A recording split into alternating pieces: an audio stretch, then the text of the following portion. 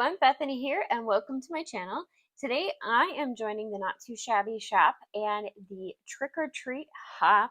We have some amazing goodies and inspiration for trick or treat from the shop, and let me just say my kids have been into Halloween for a little bit since probably August. They've been talking about what they want to be.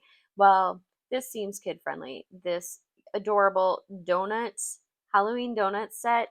I love it. The colors are just so bright and fun, little spooky, a little bit of playful fun. Oh my goodness. Just so many ideas that I am coming up with.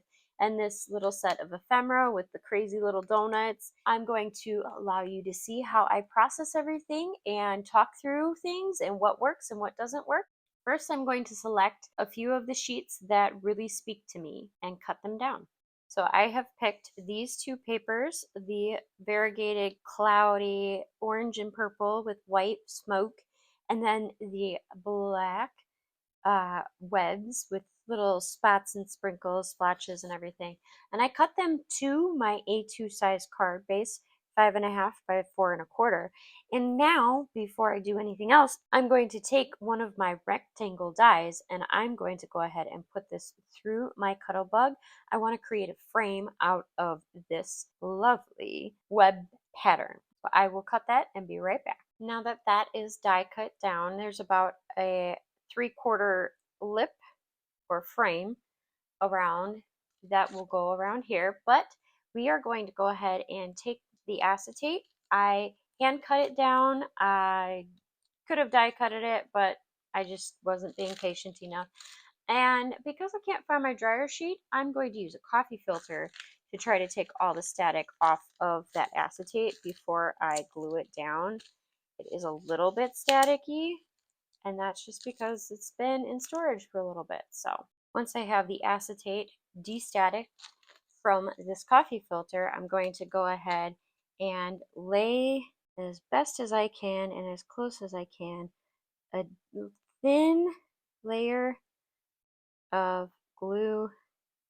I might have a little bit of overage because I kind of overglued that area, but enough that it shouldn't lift over time. That's the point, is to have a solid acetate layer over that opening. And then I'm going to go ahead and put it under an acrylic block and let it dry. Once that is dry, I'm going to go ahead and take my foam tape. I have a giant roll here, and I'm just going to line, and I can do a curved edge because no one's really going to see that. But I'm going to line the edge of my window here with the foam tape,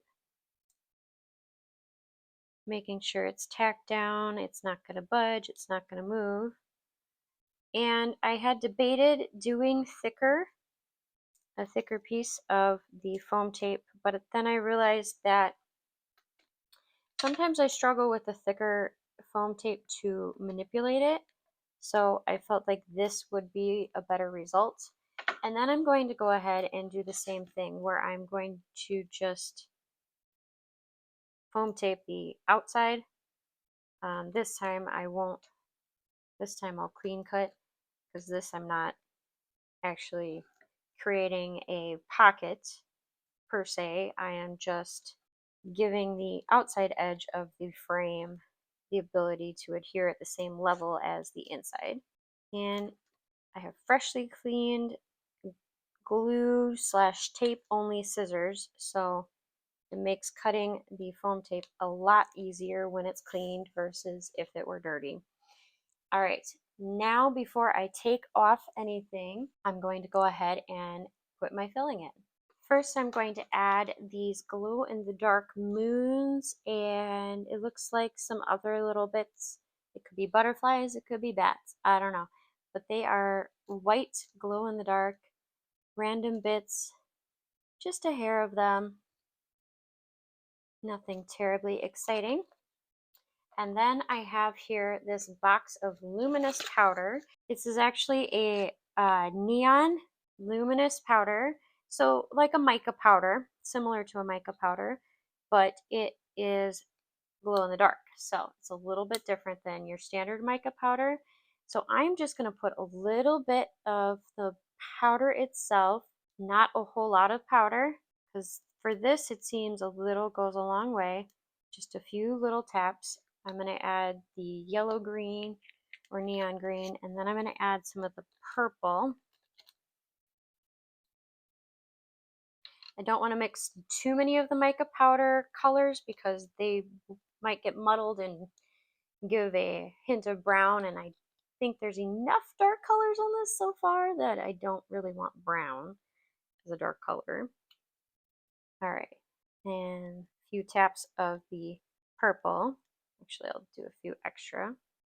And then this kit also had flakes, and I'm going to use the yellow flakes since that seems to match the best with the colors already in use in this project. But it's basically flakes that have a little bit of glow in the dark bits in it, and it's also sequins in it too, so it's kind of cool. That I'll put a little extra in there, and I'm going to put a hint of the blue in hopes that it kind of mimics the purple, but there's blue flakes as well. Not a whole lot, just because there's not a terrible amount of blue, but just to give it a little bit of a balance and a different color to be added. All right, now it is time to go ahead and take my tape off and adhere it to the backing or the smoky smoke behind. So as carefully as possible, removing the backing of the foam tape. I don't want to pull too hard and then shake my shaker bits off of their little section here. And since this is all connected, in theory I should be able to pull out once and get the whole thing, but we'll see how well my theory works. And I'm going to speed this up just because it is a little bit tricky, and also because my nails keep getting stuck to the actual foam tape. Now I'm going to go ahead and line up my bottom. That seems to be the easiest way to do this. Line up my bottom first and then press through to the top. And there we go. Pressing from the back, flipping over to reveal the shaker bits. It's super fun. But now we have to actually build the top of the card. First, I'm going to go ahead and use my Neenah 110-pound cardstock. I could have used a black card base, but I wanted to be able to write a sentiment inside when I deliver this card. So I figured white is good to start, and if I need to switch it around later or add a different color in the inside, that's easy to do.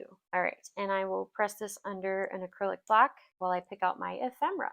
Once that is dry, I'm going to go ahead and start placing my ephemera.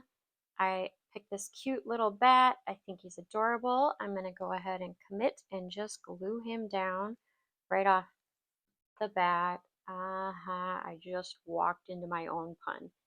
I think he's really cute. And then I picked this little spider guy. So the bat is a donut. So we're still keeping with the donut theme and still staying cute. Even though this little spider guy isn't a donut, he's just fits right in with all the spider webs on the back. And it's a little tougher to put pressure on the ephemera. All right, and then I picked Donut Halloween. So I'm going to place the Halloween first. It's in the colors of the background. So I felt that version from the ephemera was the most appropriate for this card. And I'm going to just put it there. And then the donut will go right above with a nice layer of glue as well. And putting that closer to the edge on the left, making sure everything looks great. Now what I'm going to do is reveal what it looks like in the dark. So give me a moment to turn off all my lights. And there you can see what it looks like, all glow in the darky. This is actually a UV light, so now you can see how cute that is. Oh my gosh, I love it. So cool, so spooky, and super fun. Ooh. Well, I hope you enjoyed today's tutorial. I had so much fun. I really love this set, the paper, the ephemera, and I have an idea already for my next card using all of the bits. Who knows, maybe I'll film it and share it, or I'll do it live. I don't know. But I hope you had some fun today with the spookiness of the donuts and learning a little bit about different ways to use what you have. Check down below for the link, the hashtag to continue on the hop, or there will be also links for the rest of those in the hop. I hope you all have a wonderful day. Don't forget to find the joy in your day and happy making. Bye!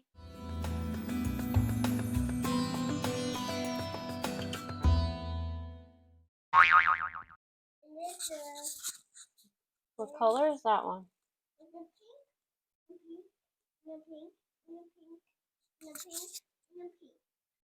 Ellie, what are you doing over there? You don't know? You're just telling me all the colors? The pink one is the butterfly. The flap the wings. Yeah. Okay. Color is the flap the wings. Oh, they're flapping their wings. Okay, bye-bye. See you later. Love you.